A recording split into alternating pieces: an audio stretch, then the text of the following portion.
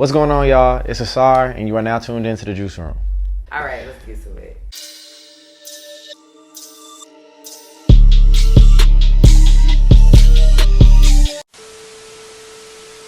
Okay, so we now enter into your world. Mm-hmm. We know album season is approaching. That it is. I think if you've been paying attention, I don't think I've overtly on like the internet been like, this is the name of my project, everybody tune in to this. But like in interviews and in other mediums, I kind of have. The name of the project is I Now Know, and in short, it's Ink. Yeah, I mean, the project itself, it touches on a few different things. It's like the idea and the concept of permanence, thus the title Ink. It's about all the lessons that I've learned to get to who I am today, right? So all the hardships that I faced, all the things that I thought I wanted when I first started this journey musically versus like where I am now after the things that I've seen, after the people who I've been able to connect with, like what my goals are moving forward, what's important to me. These are all things that now on the other side, I'm like, okay, now I know. I now know. Yeah. Man, so we had been working on an album that was called David, and we had been working on that for like 5 years straight, G. And essentially, I just was no longer in that space. Like, we were working on it, and I was like, this is no longer molding me. Like, I'm not inspired. And when I got to the base of why I was no longer inspired by it, it's because I wasn't telling my own story. Like, I think a lot of times when I was writing music, I was being vulnerable. You feel me? But vulnerable in the sense of I was talking on the perspective of how I saw the world, right? And how the world around me made me feel. But it was never my own personal story and the things that I had gone through and the things that I deal with on a day-to-day basis. And I think I had to learn how to get vulnerable and take a look inside myself. And that was the premise of this whole project. It was coming to terms with who I am as a person, how I deal with who I am, and how I progress and become better. First of all, it's the growth. It can all be encompassed in the growth, right? Like, I think you get to hear my growth as a person, from like me being as young as I was to now being a more mature version of myself. The growth in the sound is something that I'm super, super proud of, because I think if you listen to 6-Page Letter, you probably have an idea of what you think my sound is versus when you hear this. I think a lot of people are going to be confused as to what my sound actually is after hearing it. Because we run all across the board, and that's very intentional. So it's the growth. All right, so let's get into the singles that you dropped. Okay. We have Don't Date Rappers. For sure. And then Ghosted. Don't Date Rappers was pretty self-explanatory. Mm-hmm. And when I first heard the name, I was thinking like you're just telling the ladies like don't date rappers. Mm-hmm. But when I was actually listening to it, it was like you more saying like I don't need you because you're just trying to come up on my fame type of song. To a degree, yeah. I feel like it did really well. Mm-hmm. The way you shot it was raw. Like with having everybody like known faces in there. Mm-hmm. Like what made you come up with that concept to like have a party scene? Mm-hmm. So okay, the actual idea of the party scene, I can't even take credit for that. That was actually my manager, Will Goff. He had a very clear creative direction for the cover art for the single. And when he told me about it, when Will has a very clear concept, I just let him do him, like, because that man is a genius. But when he told me about it, I was also like, okay, this is a great way to build community, right? Like, I feel like people talk about how Chicago historically does not do well with building community amongst its artists. I feel like we in a new era, and there are a lot of really dope and talented people around. So if I can curate a space where everybody get together and just kick it, I'm always gonna do that. And I thought that was the perfect opportunity to do so. Yeah. Shout out to the hat that you got on. You feel me? Everybody was wearing that hat in the video. So Yeah. It was dope to see everybody in one room. Like that was a good It was, G. That made me happy. So you dropped Ghosted. It's coming up on a week. It was June 12th. You had 10,000 plays. It's probably way more than that. Yeah, it's just crazy. You were singing the whole song, Mm-hmm. which is different than most of the songs you've done.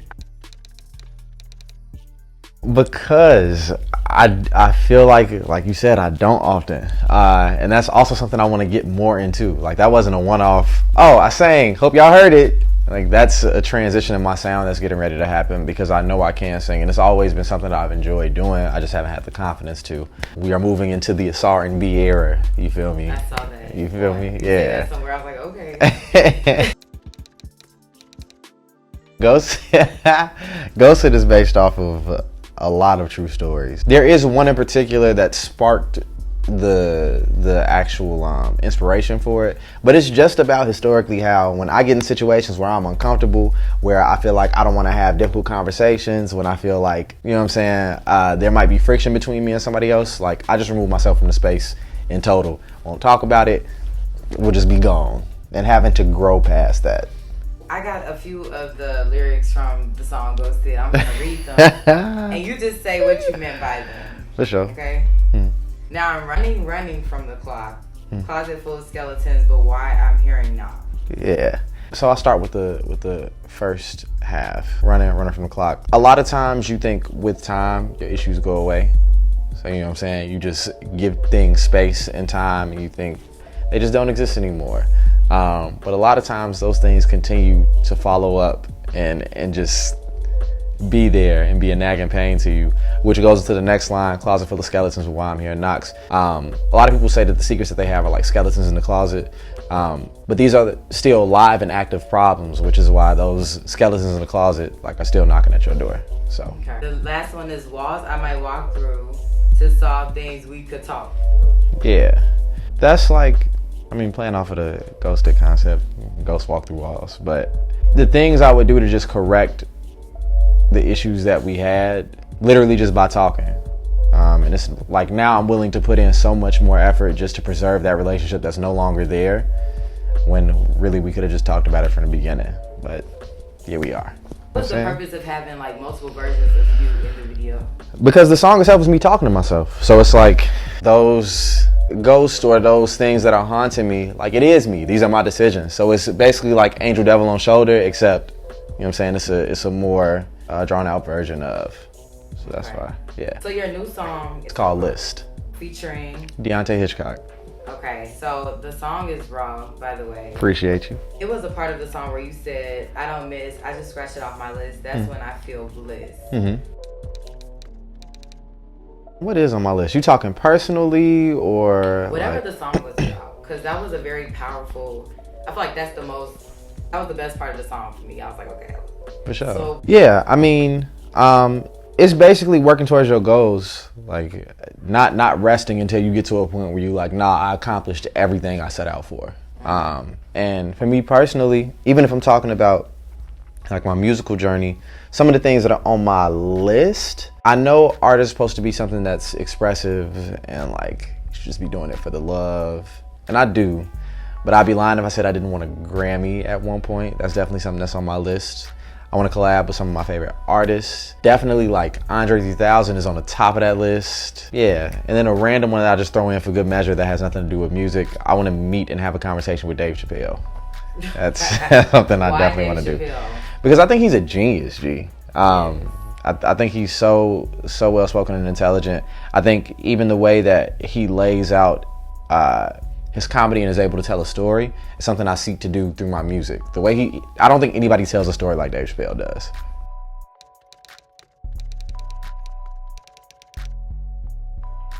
I think I always loved music. I didn't start taking anything in music seriously until I got to high school. It was probably like my freshman or sophomore year when I started making beats. I started to love that really, really quickly. I thought I was gonna be a producer. You couldn't tell me I wasn't gonna be a producer going into college. Got to college, joined this organization on campus called Word. They did semesterly concerts, and I just wrote a piece for their first semester, and everybody was like, you should take this more seriously, like you're really good at it. And I always really loved rap. Like my brothers, I started rapping because of my older brother Nick, and we would write in the basement all the time together. But I don't know, I don't think I ever really had the validation outside of Nick for somebody to tell me like, nah, you should do this more seriously, that you're good enough. And after that, it was just kind of history. So I see you play the piano as well, a part of producing. Will you be playing the piano at any of like your upcoming shows? Yeah, actually. It's funny because I'm opening up for Joyce Rice And I definitely will be playing. When is that? Tomorrow. Where? It's at Sub T. So I'll definitely be bringing my piano out for that. It all is based on the setting, but that's definitely something I want to start doing a lot more. Like I just moved into my new apartment, got my own space, so I'm gonna be practicing a whole lot more so that I can bring that out a whole lot more. Louder Than a Bomb block party. The first year I ever did it. It was my first show in Chicago. It was at the Metro. Ooh, that was 2016. My authentic self. I think one thing I do well is like I'm very versatile, but I think my story is one that nobody else can duplicate. And I think just having that as a part of the scene is really, really dope. And I hope that it resonates with a lot of the other creatives that are out there in the city. And you're a people person. I feel like everybody gravitates towards your music. That's a great question. I think I feel most connected with my supporters when we all are in the same room, like at shows, specifically after the shows though, when I get to meet people face to face. Because it's one thing to have people support you online, but it's been really cool to see those faces in person and actually get to meet people and like have a human interaction. You feel me? Because it's a lot different behind the screen. So yeah. And you always I feel like you always online picking at everybody and just always doing something like crazy for people to talk about, going viral. So I feel like that's another way you pretty much connect with everybody. I feel like it's all about what you put out. For sure. To be real, just peace of mind. If the setting is peaceful, then I'm good to go. I don't like a whole lot of people in the studio with me because I feel like it's distracting. Realistically, the people who I'm most comfortable with in the studio are like my homies. If I got Ro in the studio, good to go. Extra bodies, just not a fan of. In terms of snacks, snacks are always a vibe in the studio. But yeah, that's all I really need. It don't really matter, to be honest. If I had to choose what my favorites are, there's a vending machine in Fort Knox, and usually before I go record, I grab like some cookies or something out of there. Specifically them little grandma cookies. I'll be rocking with those. Those hard. When I was a shorty, because I don't go out to eat a whole lot nowadays, but my aunt used to take me to the Grand Lux Cafe a lot. I used to love the Grand Lux Cafe. Specifically, they got this appetizer, the Asian nachos. They go so crazy. Shoot, I like to play basketball. That's usually what I go do. If I'm having like writer's block or something and I'm getting frustrated, I'll go shoot around for a second just because it helps me to clear my head. I like to take walks. I like to be outside, but by myself. You feel me? So alone time. Yeah, alone time is very beneficial for me. We know you have a love for basketball. On Instagram, you asked for people to reply with a rapper that will be able to beat you. I did. Have you found that rapper yet? Who can really hoop with me? Who can beat you? You said who can beat. Yeah, you know what? I gotta give it up. There's one person in the city who I gotta say really got it like that, and I'll just be real. And that is Steve-O, OG Steve-O. OG Steve-O like that. Now I hooped with him in the summer league for the Jordan tournament, and he was hooping. I haven't played against Steve-O at all, but he liked that. Okay. Yeah. Okay. Being overly talkative. I don't like when people are overly talkative. I feel like at a point after talking so much, you should realize you're talking a lot, especially if no one else has responded to you while you've been talking. So yeah, just talking too much and taking up too much space for no reason. I have 10 siblings. Yeah, a lot of us. Congratulations on Summer Smash. Appreciate you. What can we expect from your performance? When is your performance? It is on Sunday, the 25th of June. You can expect energy. You can expect a whole lot of energy. I know Summer Smash crowds like to get turned, so I'm gonna bring everything I got. It's gonna be a whole lot of fun. More music, more shows, more visuals, more events with the homies, just more stuff. I'm trying to be outside for the rest of the year. So for the rest of the year, just be outside with me. The merch, the Don't Date Rappers hats, you feel me? You can find these on my website, Ausar Music, AUSAR Music. ausarmusic.com. Follow me on all social media at Ausar Music, and you can find me on all streaming platforms at Ausar, AUSAR. I got you. I got you.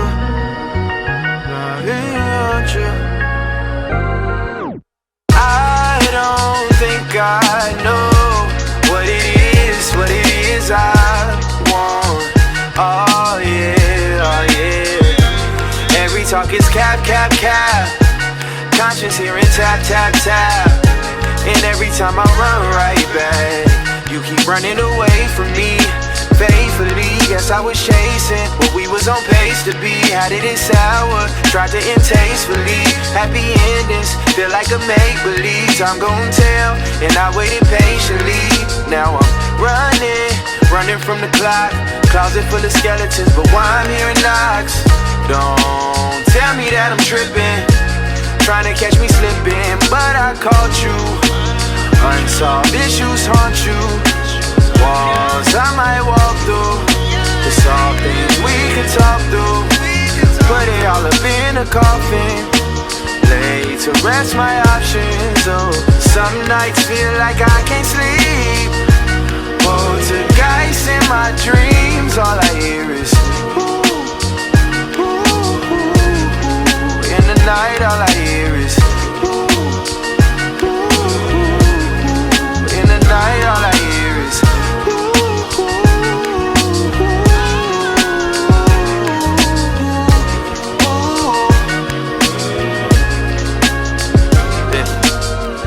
said I didn't care, that was a lie. All of my surroundings salt and pride. No, I made a mess, I'm mortified. I was heading to my own demise, but I can't keep this going. No, I said leave me alone, but I ain't mean this long. Don't know what came over me, got me to do this. Poses was the issue, but still I was clueless. All I had to do was just open up my heart. I was running from facade, should've known it from the start, but I caught you. Unsolved issues haunt you. Walls I might walk through, to solve things we could talk through. Put it all up in a coffin, yeah. Lay to rest my options. Some nights feel like I can't sleep. Poltergeist in my dreams.